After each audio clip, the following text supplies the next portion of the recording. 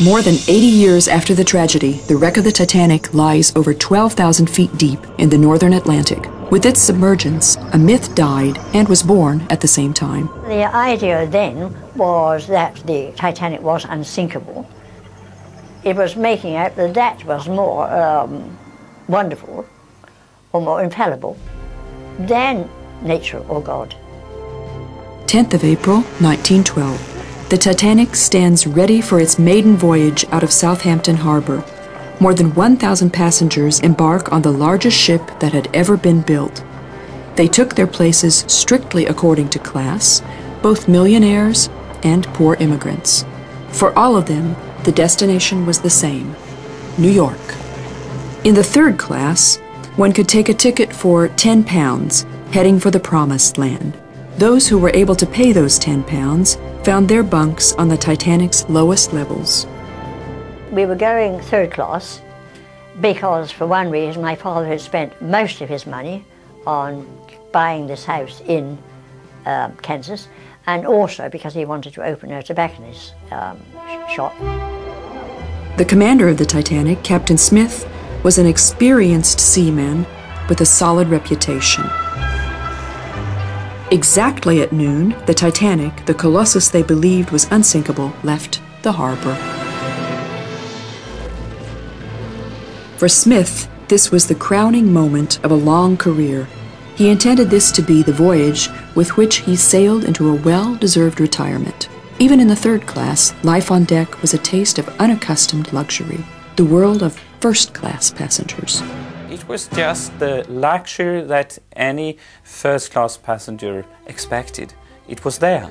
And they would not go around screaming how fantastic everything is. They just say, oh, it's nice here and it's beautiful. But this is just what they expect, because this is what they meet if they go to the Ritz in London, for example. This is what they expect. They are going to have first class. Greetings to the ones who stayed at home. From the most luxurious ship of the world, the communication needs of the passengers completely engaged the radio men. It was a fatal waste of time. The more and more frequent ice hazard signals were ignored by the Morse operators.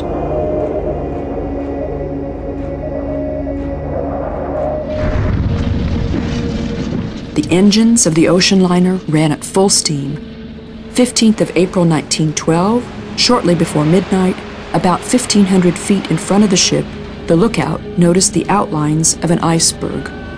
On the bridge, the first officer tried to maneuver the ship out of the way of a collision. The ship shook and lurched. A few curious passengers from first and second class went up on deck to have a look. Men played football with these pieces of ice that had fallen down on the forward well deck. And first-class passengers looked down on them from higher up to see what was going on, because they thought it was fun. But to start with, it was something that happened, and they had to clear out the damage, and then they would be going again. Deep in the flanks of the ship, a hole had opened. Water poured in and started inundating the boiler room. My father went up on deck to find out what had happened and came back down and said, apparently the ship has struck an iceberg. Will you get the children out of bed as quickly as possible and up on deck? People on deck are still calm. Many of the passengers had not even noticed the collision, but Captain Smith already knew the cruel reality. His ship was lost, and in the lifeboats only half of the passengers would fit. There was some kind of breakdown with this man, that he couldn't actually cope with the situation because they lost so much time. Distress rocket. The crew hoped that the ship close to the Titanic could help. Only after midnight did the captain give commands to send emergency. Morse codes. Meanwhile, water pours, unstoppable, into the ship. A lot of people thought it was unsinkable and so didn't bother to move, just stayed where they were.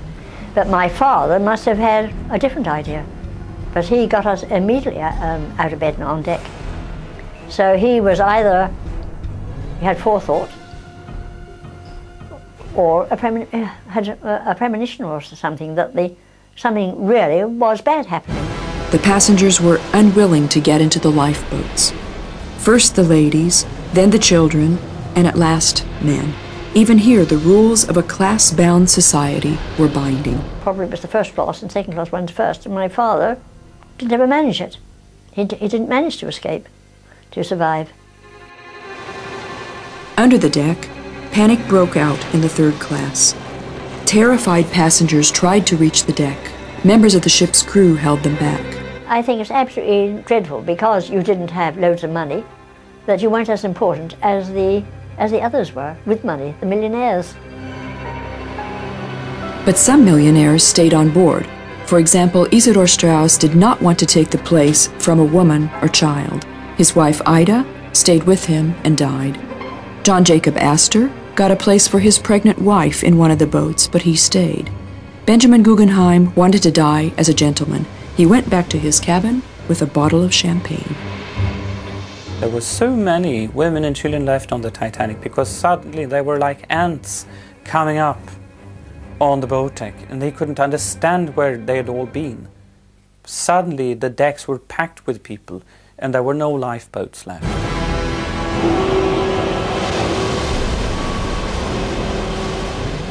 The women and the children who were left, I mean, they absolutely panicked because they could see there was no hope at all. They couldn't jump in the sea. Well, they jumped in the sea, they would have been drowned. I mean, there was no hope. So it must have been absolutely terrible.